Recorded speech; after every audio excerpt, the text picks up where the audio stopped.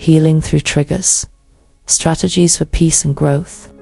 Welcome to another episode of Grace Oasis, where we create space for healing, growth, and self-reflection. I'm your host, Jocelyn Grace, and I'm so glad you're here today. We're diving into a topic that hits close to home for many of us. Emotional triggers can pull us into old pain unexpectedly, making us feel vulnerable or even out of control. But I want to remind you that these triggers don't have to define or control you. Today, we're going to explore what triggers are and walk through some practical healing strategies to help you navigate through them and reclaim your peace. Let's get started. So, what exactly are emotional triggers? Simply put, they're deep emotional responses tied to past experiences, usually from trauma, pain, or unresolved feelings. A trigger could be a person's tone of voice, a word, a place, or even a memory that suddenly brings up old emotions you thought you had long buried. For me, there was a time when hearing certain phrases or seeing familiar settings would immediately bring up emotions I hadn't fully processed, and it would take me right back to difficult moments. Triggers can catch us off guard, but they can also be opportunities to heal. The first step to healing, though, is recognizing when you're triggered.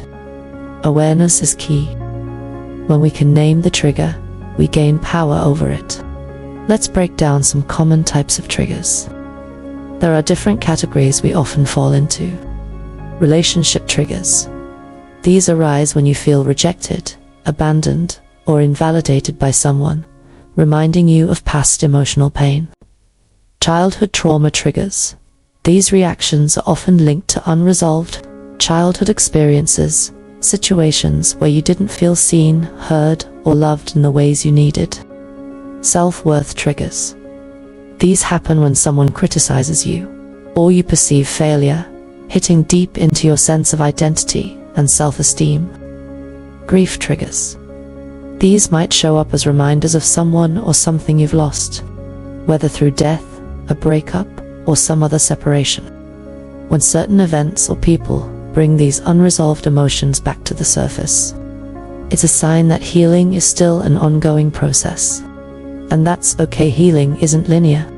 The first step to healing: self-awareness. So how do we begin to heal through these triggers? The first and most important step is self. Without understanding what's triggering us and why, we can't truly work through the emotions. Here are a few ways you can increase self-awareness. Journaling. Start by writing down situations where you felt triggered. What happened? How did it make you feel? Body awareness. Notice the physical sensations that accompany your triggers, whether it's a racing heart, a tight chest, or feeling like you want to shut down emotionally. Our bodies often tell us what our minds are trying to ignore. Mindfulness. Practice staying present in the moment. When you feel triggered, take a deep breath before reacting.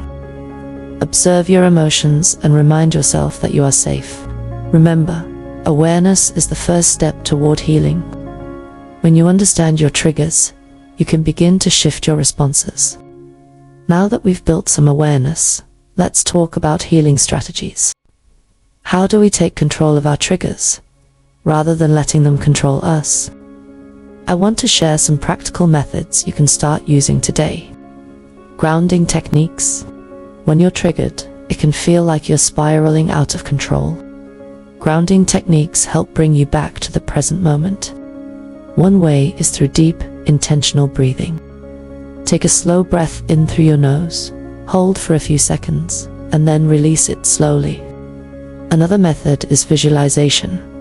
Imagine roots growing from your feet into the earth, keeping you grounded and connected. Inner child healing. Sometimes, our triggers stem from unmet needs or wounds from our inner child.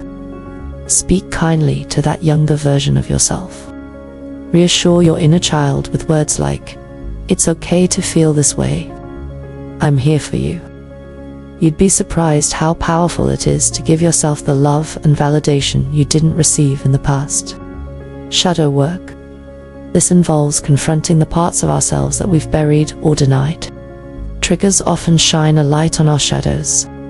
Take the time to reflect and ask yourself, what is this trigger revealing about something I need to heal?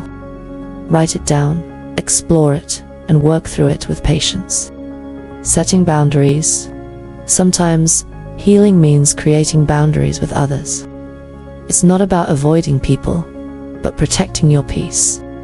If someone's behavior consistently triggers you, it might be time to set a boundary with them.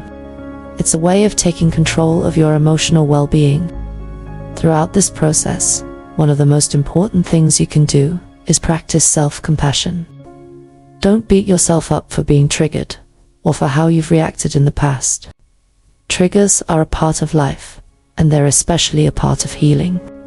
Whenever you feel triggered, remind yourself, I am safe. My feelings are valid.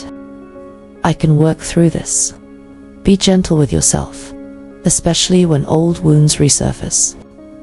Healing isn't a straight line, it's full of ups, downs, and everything in between. But the more compassion you show yourself, the easier it will be to navigate through the tough moments.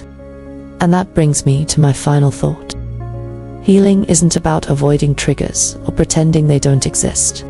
It's about mastering your response. You have the power to decide how you respond to your emotions. Rather than reacting from a place of pain or fear, choose to respond from a place of understanding and love.